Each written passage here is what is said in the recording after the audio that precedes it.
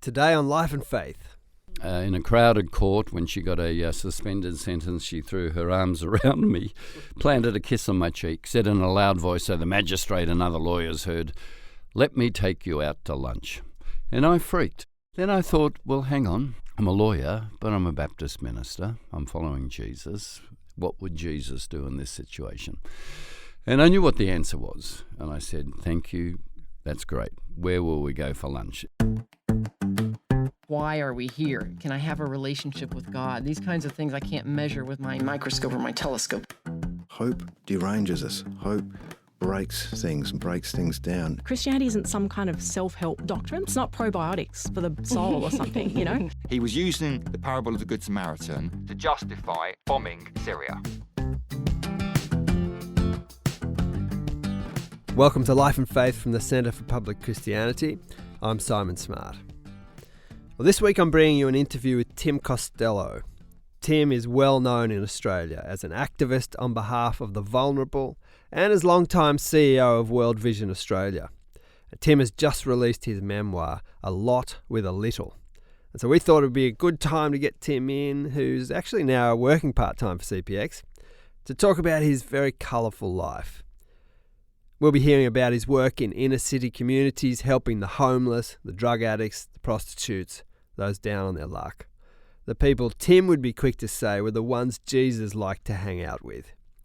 Also today we cover Tim's time as Mayor of St Kilda in Melbourne. We hear about his family, who honestly would make a great source of an epic novel.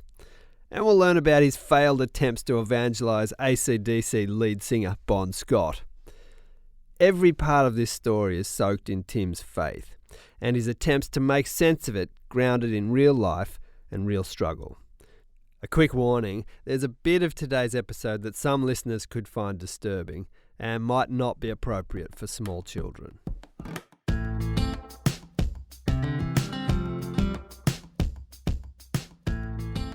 Tim Costello, welcome to CPX Studio. Great to see you. A delight to be on the team and to be with you. You're my boss, so I'm going to be particularly polite. Better be well behaved. We want to focus on your memoir, just released, A Lot with a Little. It's a great book. Congratulations on it. I really, really enjoyed it. So we want to talk through some of this. It is your life, so we'll try to we won't cover it all. I wanted just to ask, you had a very interesting family, actually. The family history's really engaging. Lots of colourful characters in that family. Now, your parents were obviously a huge influence on you, and one part of that was the Christian faith that they passed on to you, but it was quite different, wasn't it? What was it that is the distinctive combination of those two people and their faith that kind of landed so powerfully for you? Yeah, it's in writing. You look back and see some of the nuances that you didn't see as a child between your parents' faith. It's a shared Christian faith. Both are very committed Christians. But as I describe in the book, the differences in my parents' backgrounds, dad working class, Labor, secular family upbringing, mum middle class, Liberal Party voting, grandma, mum's mum, knew Bob Menzies and was a foundation member. And so they were aspirant. And mum and dad met at Melbourne University. Dad a returned soldier, so the war literally gave him his break. He'd left school at 14 in the Depression, couldn't take up a scholarship, and would say to me, war destroys some men, son, and it makes some men. And in his case, it made him, because he got to get a soldier's bursary, matriculate, met mum at university. So there, mum was in the student Christian movement, which has virtually died out, but it was the liberal, not take the Bible literally, engage with science, cultural, really assimilation with what you might call post-Reformation Christianity.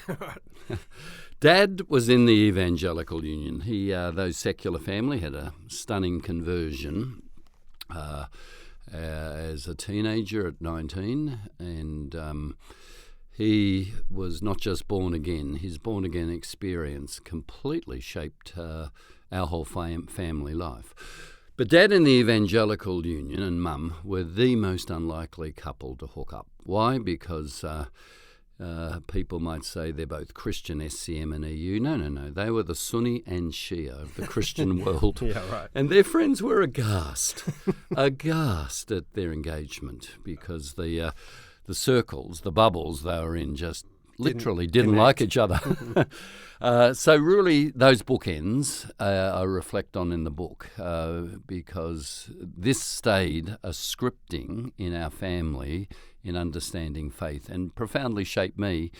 And I didn't realise how much until I really sat down and wrote the memoir. Yeah, and it's very clear from this that it was the kind of deep personal conversion of your dad, and yet he had this sort of otherworldly faith, and yet your mum had perhaps a more kind of intellectual faith, and yet it was all about this world. And you've kind of brought those two things together in lots of ways, haven't you? Yeah, I have. It took me a long time. As I say in the book, some of my Monash University friends smile and say, we remember when Tim Costello was much more conservative than Peter Costello. So I was on Dad's side of the ledger. The idea is to get people saved, to evangelise. The default position absolutely was conservative politics.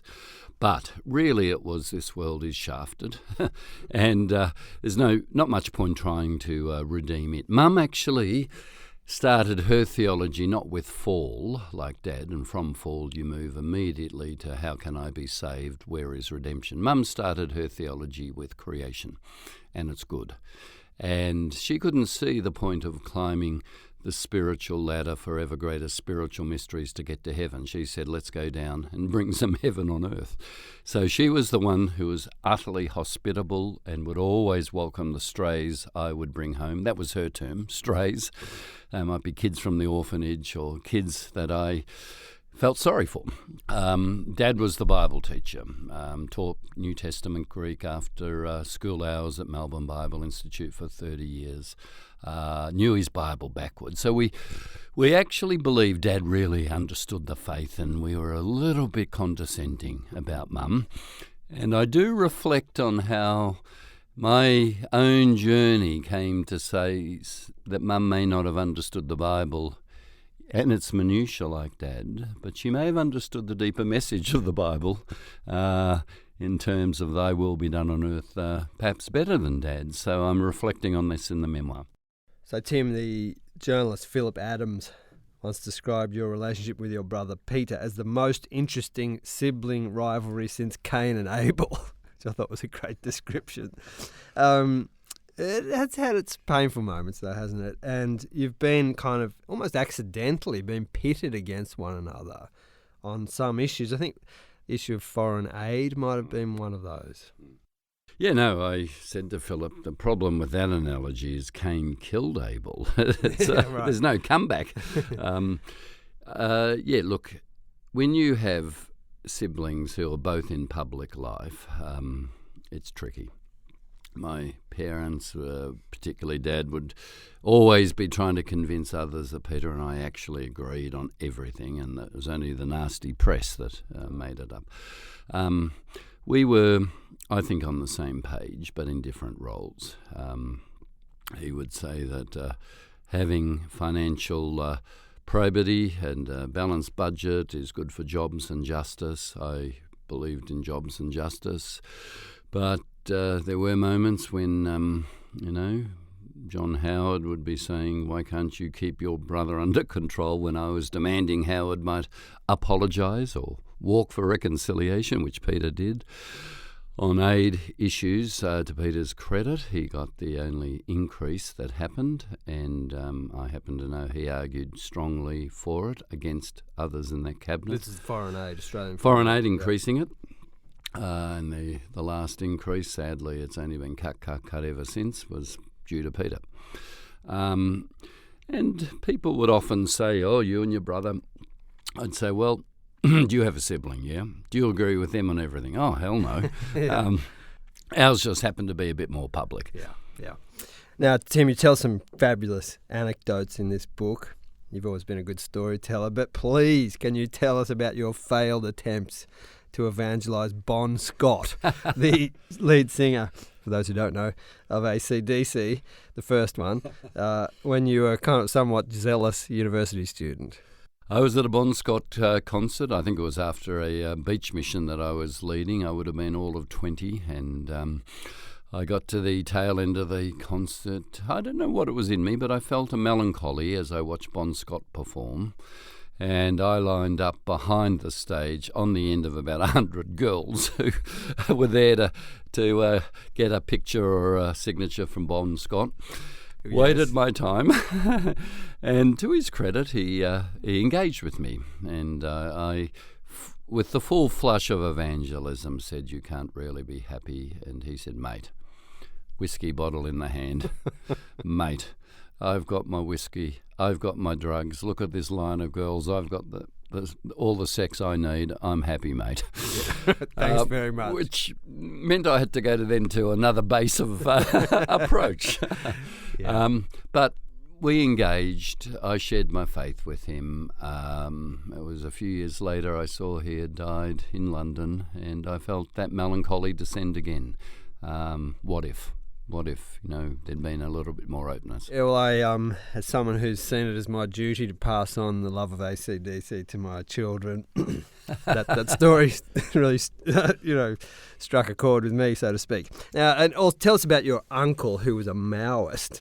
You have such an interesting family, Tim, and your involvement at his funeral. I thought this was lovely. Yes, so Uncle George was the secretary of the meat workers, and he was a Maoist, not a Leninist, a Maoist. He would go to communist China all the time, an atheist. I remember when I was helping him build his mansion, and he had towel rack warmers. I said, "Gee, Uncle George, this is luxurious for a communist." "Son," he said, "nothing's too good for the worker, nothing." When he died, the whole of the labour movement came to the funeral. My brother couldn't come because he was suing the Meat Workers Union, and he would have been physically assaulted. And I'm not being metaphorical there. No, that would have been a real risk. And I was asked to do the funeral. They said, nothing religious, he's a Maoist. So the funeral began with the Internationale and Bob Hawke and all the Labour front bench, and all the unionists are there. And I led the funeral, and I was careful, though it's hard to say nothing religious. You start to say, we are thankful for his life. Who are we thankful for? No, we can't include God. Got through it. Funeral's over, doors open, hearse is going out, and the Footscray Workers Band that Uncle George started, he started everything in Footscray. He was an extraordinary man. Struck up Amazing Grace. And the comrades, all with tears running down their faces, sang Amazing Grace. And I just reflected, I wasn't allowed to say anything religious, but Uncle George went out to wherever he's gone with Amazing Grace. That's fantastic. Now, when you and your wife, Meredy, were young and in your early stages of marriage, you went to Switzerland to study theology, and this was a very formative time for you. One of the things that was formative was the fact that you went into what was a very multicultural institution. And it kind of broadened your perspective in all sorts of ways, didn't it? Profoundly. So much so that I say in the book, and I believe, I don't think you ever understand your faith until you're out of your own culture and have to see it through other cultural lenses. So we're all Baptist students in Switzerland, Zurich, Italian Baptists and some of the communist countries, British, German, African, Indonesian, all studying for the ministry. So you would have thought we were on the same page. I was profoundly shocked because as a Baptist, alcohol had not touched my lips. And there were the German and English Baptists putting it away. We never smoked. The European Baptists smoked a pack a day. The Scandinavian Baptists had very different views about nudity to what I remember from youth group. So was this the start of a descent for you into, I don't know, what?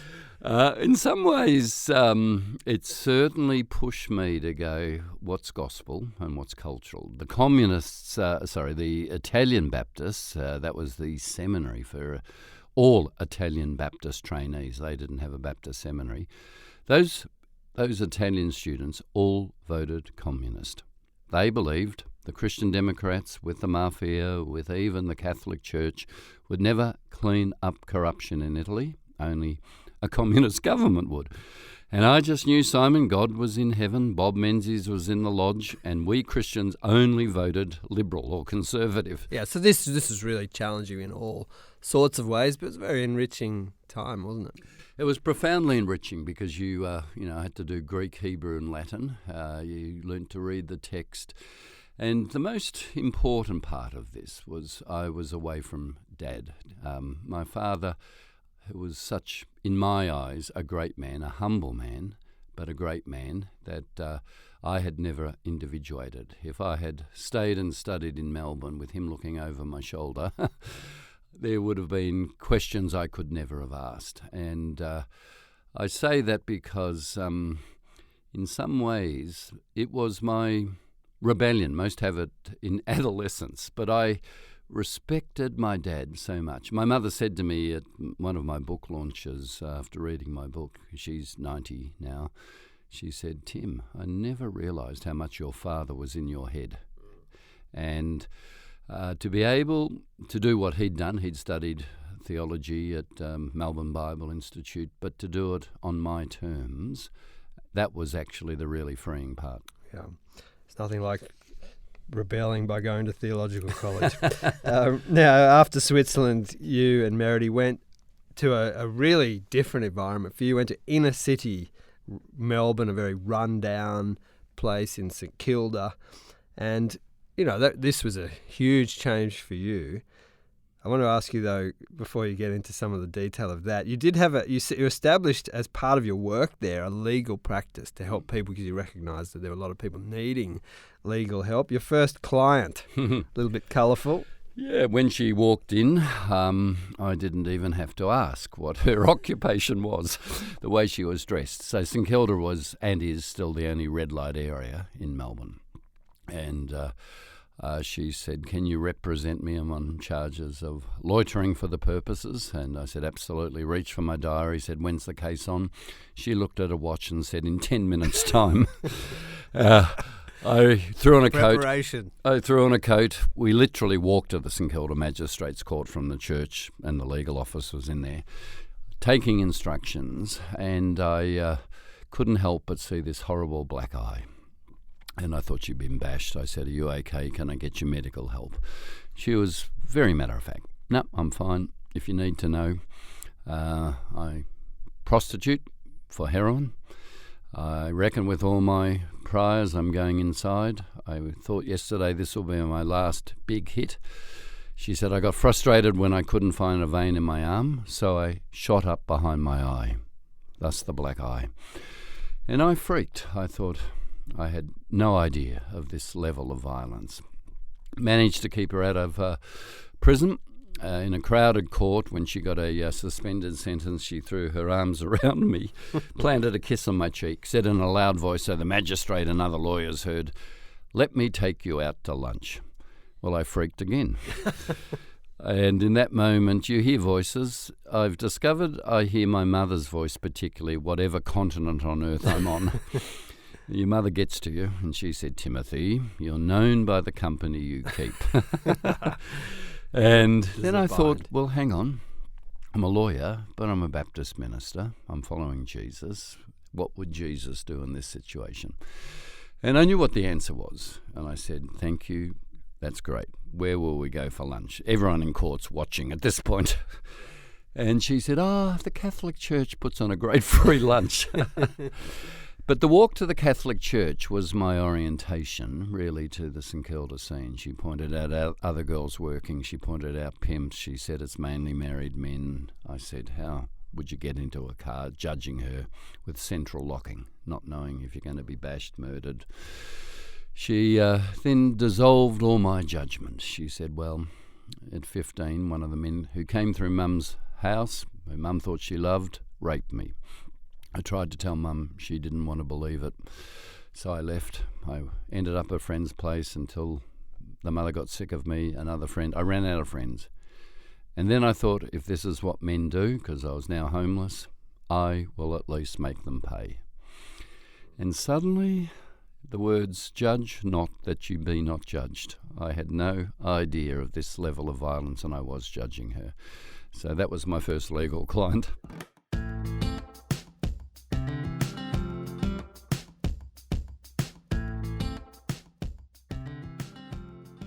Today on Life and Faith, we're listening to an interview with Tim Costello talking about his memoir, A Lot with a Little.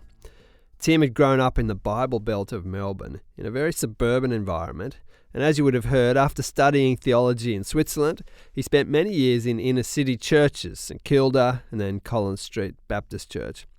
Lots of this work was with homeless people or very poor people. I asked Tim, what did he learn from this work, and what was the thing he most had to come to terms with as he started this kind of activity well outside the environments he'd grown up in? Here's Tim. Well, we went to first St Kilda and then later Collins Street, where we started Urban Seed, because we really had a question in our heads. And the question was, is faith only useful in what we might call middle-class Bible Belt suburbs? Where we'd grown up, where you knew with the huge youth groups and the wonderful ministries that faith works. Going to the inner city, it wasn't the people that moved out of the inner city, it was just the Christians that moved out. And the churches were more likely to be architect studios or pizza parlours. The needs were overwhelming. So really it was, does Christian faith, as I understand it, in following Jesus, work here? And that's why we went there, and I can answer as I do in this book, absolutely it does. It touches lives, it transforms people's addictions. Not always, but I've seen so many miracles. Did you see enough to kind of think, yes, there's something to this? Because I imagine you could get a bit brought down by this kind of work. It's tough, isn't it? It's really tough work, and part of the journey for me, and it happened through a woman, Aboriginal woman, Eva, who was in the church when I started. The church of St Kilda had 10 people, and she was, as we'd now say now, a stolen generation. She didn't know it then. I watched her, being the Mother Teresa, giving away her last $5 to desperate people, and suddenly my faith was challenged. I was going, I wouldn't do that. And I realised my faith was middle class. I'm a futurist. I want to save for that house, that trip, for a good education for my kids. Nothing wrong with that. I don't apologise for it. But Jesus and his disciples lived more like Eva. Right. They actually were generous with the little they had. So I started to then pick apart this idea that Christian faith is just middle class. It actually has something to say here when you take away the judgmental sense. And we saw, not just with Eva, but so many others, wonderful lives turned around with building community and giving them hope and them finding faith. One of the things you appear to have learnt through all this work is that it's best to compare down rather than up when you're trying to feel kind of contentment yourself. It's a pretty hard lesson to learn, though, I think, isn't it? I think it is. I think our society is driven by a dominant story, which goes very simply, the richer I am, the happier I'll be. And it's so invisible and so plausible, it drives us. Well, I can show you a lot of rich people who aren't happy. And a lot of poor people like Eva who might be on the nose with hygiene who actually were blessed. When Jesus said, "Blessed are the poor," I actually have seen it. That sense of faith that God is with me and I can do something was amazing to observe. So comparing up with that invisible, plausible story is what we're all taught to do. And then we feel a victim. We're envious. The nasties appear in us that we're not getting ahead in our career. We don't have the brand labels of others. And we start to die inside. Comparing down, and I learnt again this from Eva and the people in St Kilda, you go, I'm grateful. I could be in that person's shoes. And that changes everything. It actually reframes everything. Now, you wrote that the Bible is not only something of personal impact, although it is that, but social and has social and even political implications. In what sense does it have those things? Yeah, the Bible, which is a collection of a lot of different sorts of literature written over different times, I think has a central message that what we call heaven is meant to be here on earth, where the lion lies down with the lamb, the child plays by the snake's nest and isn't poisoned. In other words, that peace on earth, that original announcement of Jesus' birth, is the intention. And then it goes very precisely to naming those who are wealthy and are powerful and are malevolent and are greedy and are ignoring the widow, the orphan. Think those on New Start are ignoring the foreigner in your midst. Think refugees on TPVs. So much of the Bible, and Jesus and the Apostle Paul stood in the shoes of the prophets, saying the reign of God is good news for the poor. So much of the Bible then forces us to ask the questions of who has power in this society and gets what they want, and who doesn't have power and misses out, which really is the definition of politics. Politics is about who has power and gets what they want. And the Bible has Mary, when she's pregnant, the mother of Jesus, singing a song. The rich have been sent away empty-handed, and the poor have been fed. By the way, that Bible reading was banned in Guatemala because it was seen to incite subversion. And dictators don't want that, and those who are powerful don't want it. So for me, the Bible is absolutely personal and transformative, but it addresses what are the barriers to this goodwill on earth. Now, you did jump in and get involved in politics at one point as mayor of St Kilda, among the other things you were doing at the time. Now, you resisted the temptation to go further in that kind of career. But what was good about that time for you, getting involved in that way? It, again, came out of my faith. I was reading Isaiah 65. The prophet says, "They shall build houses and live in them. No longer shall they build houses and others live in them." And it jumped out at me. So much of my legal work and pastoral work was with people who once could afford to live in St Kilda. Gentrification was driving them out. And that meant they didn't have access to public transport or the beach in the long summers because they're at the back of Melbourne. So I ran on a platform of putting ratepayers' dollars, St Kilda ratepayers' dollars, into social housing, and quoted that verse at my induction as mayor, where there were raised eyebrows. Oh, we've got a religious nutter as mayor. St Kilda was the first council to do it. 12% of all housing stock in St Kilda is social housing now because of those policies. Australia's average is 3% of all housing stock is social housing, public, communal, social. Why do we have homelessness? There's no mystery. There's just not social housing for people. Scandinavian countries, even the Brits, have 20% of all housing stock.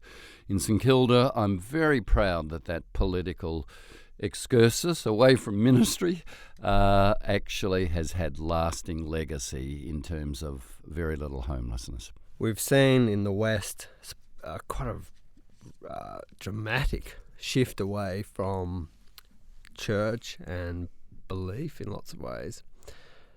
What do you, as a person of faith and as a pastor, and what do you kind of think people are missing out most on when they've kind of turned away from this part of life that for many people around the world still, majority of people, is essential? I think all of us try to place some meaning on what seems a lonely, chilled universe that seems very arbitrary. I happen to believe, I won't ever prove this, that there is a God who creates out of love, who intends us to love, and that places meaning on this universe for me. It doesn't solve the problems of why isn't that God, if he's all-powerful, intervening more? I don't know the answer to that, but I do say God's presence in the person of Jesus, who suffers, is betrayed, but still goes on loving and forgiving. And what the meaning of the resurrection for me is that even when you die, as Jesus did, there's a sense of God saying, I've got this. I can take death into my being, the ultimate fear we all live with, and I'm still God. That I don't understand what happens after death, but for me that presence is so important. I've learned in my pastoral work that whatever programs, handouts you do, they're not nearly as important as presence. I want to know your name. I want you to know you're not abandoned. I want you to know you matter. This is presence. This comes from faith. So the meaning, presence, and also community is a public good the faith creates.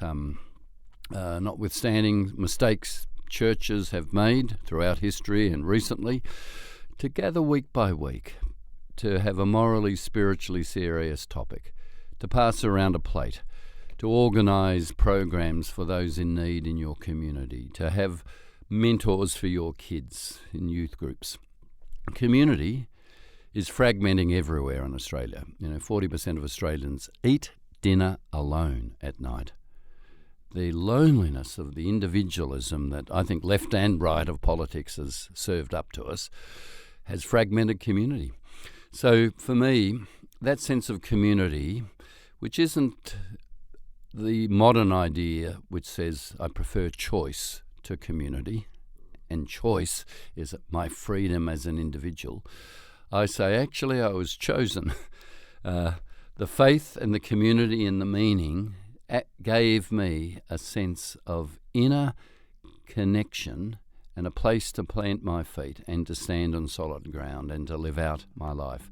So community, purpose, meaning, presence, they are the gifts for me. Tim Costello's memoir is out now. It's called A Lot with a Little. I hope you've enjoyed this episode, and if so, please do leave us a rating or review. Tell your friends who you think might appreciate it also. Join us next time as we continue the conversation with Tim on life and faith. In terms of being a Christian nation, I said to Rwandans, how can you forgive? They put it very simply, because God forgave us. This sense that turned my theology on its head. Tutu put it best, he said, no future without forgiveness. And I've seen that in Rwanda.